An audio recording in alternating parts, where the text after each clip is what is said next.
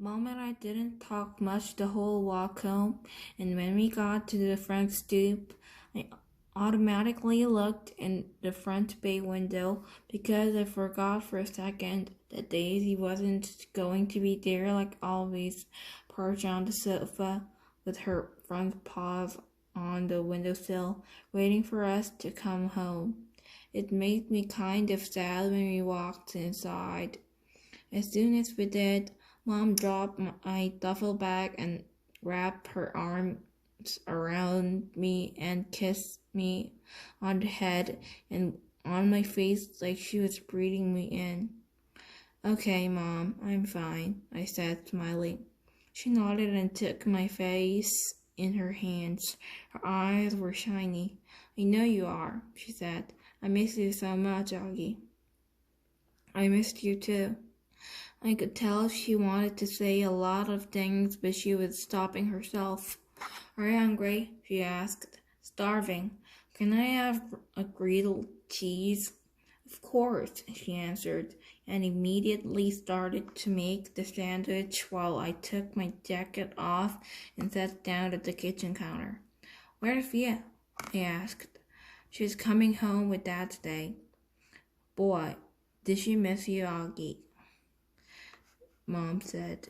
"Yeah, she would have liked the nature reserve. You know what movie played? The Sound of Music." "You have to tell her that." "So, do you want to hear about the bad part or the good part first?" I asked a few minutes, leaning my head on my hand. "Whatever you want to talk about," she answered. "Well, except for last night. I had an awesome time," I said. "I mean, it was just awesome. That's why I'm so bummed. I feel like they ruined the whole trip for me." "No, sweetie, don't let them do that to you. You were there for more than 48 hours, and that awful part lasted 1 hour. Don't let them take what away from you, okay?" "I know," I nodded. "Did Mr. Tushman tell you about the hearing aids?" "Yes, she called us this morning." "Was Dad mad? Because they're so expensive?" "Oh my gosh, of course not, Augie. He just wanted to know that you were all right. That's all that matters to us. And that you let those dogs you don't let those dogs ruin your trip." I kind of laughed at the way she said the word dogs. "What?" she asked. "Dogs," I teased her. "That's kind of an old-fashioned word."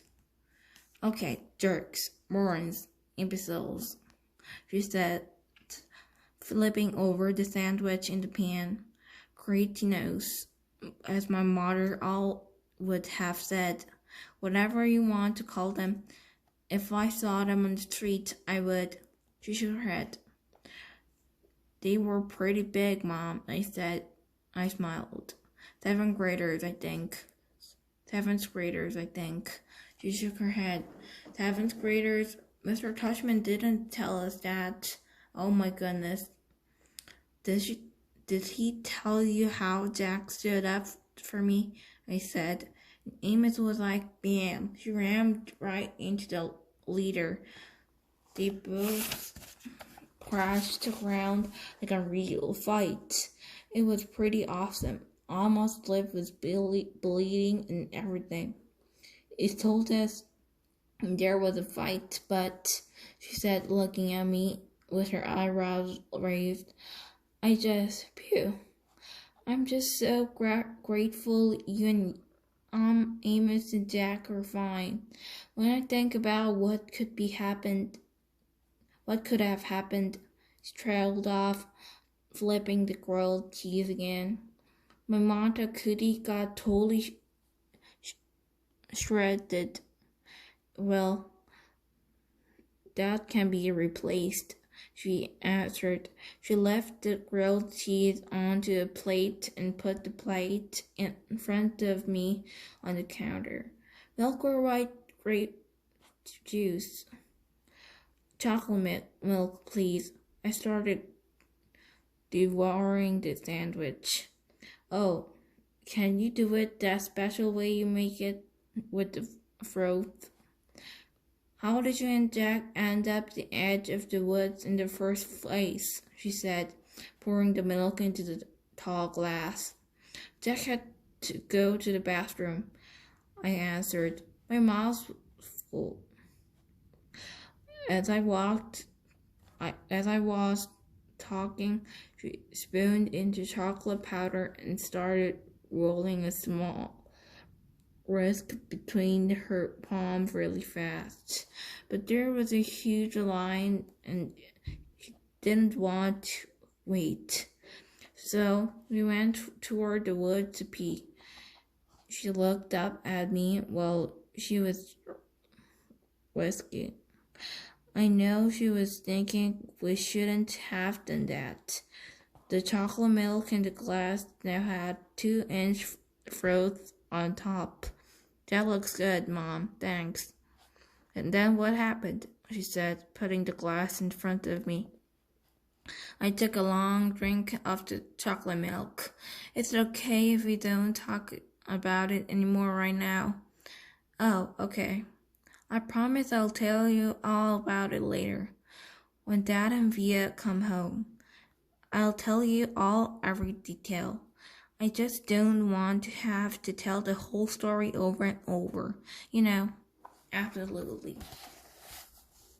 I finished my sandwich in 2 more bites and gulped down the chocolate milk. Wow, you're practically inhaled that sandwich. Do you want another one? She said. I shook my head and rubbed my mouth with the back of my hand. Mom, am I always going to have to worry about jerks like that? I asked. Like when I grow up, it's always gonna be like this. She didn't answer right away, but took my plate and glass and put them in the sink and rinsed them with water. There were always gonna be jerks in the world, Augie, she said, looking at me. But I really believe that there were more good people in the earth than bad people, and the good people watch out for each other and take care of each other, just like Jack was there for you, and Amos and those other kids. Oh yeah, Miles and Henry, I answered. They were awesome too. It's weird because Miles and Henry haven't even really been nice to me at all during the year. Sometimes people surprise us, she said, rubbing the top of my head. I guess. Want another glass of chocolate milk? No, I'm good, I said. Thanks, Mom. Actually, I'm kind of tired. I didn't sleep too good last night. You should take a nap. Thanks for leaving me Babu, by the way. You got my note? She smiled. I slept with him both nights. She was about to say something else when her cell phone rang, and she answered. She started beaming as she listened. Oh my goodness, really? What kind? She said excitedly. Yep, he is right here. He was about to take a nap. Want to say hi? Oh, okay. See you in 2 minutes. He clicked it off. That was Daddy, she said excitedly. He and Via are just down the block. He's not at work, I said. He left early because he couldn't wait to see you, she said. So don't take a nap quite yet. 5 seconds later, Dad and Via came through the door. I ran into Dad's arms and he picked me up and spun me around and kissed me. She didn't let me go for a full minute until I said, Dad, it's okay. And then it was Via's turn, and she kissed me all over like she used to do when I was little. It wasn't until she stopped that I noticed the big white cardboard box that had brought in with them. "What is that?" I said. "Open it," said Dad, smiling, and he and Mom looked at each other like they knew a secret. "Come on, Augie," said Sophia. I opened the box. Inside was the cutest little puppy I've ever seen in my life. It was black and furry with a pointy little snout and bright black eyes and small ears that flopped down.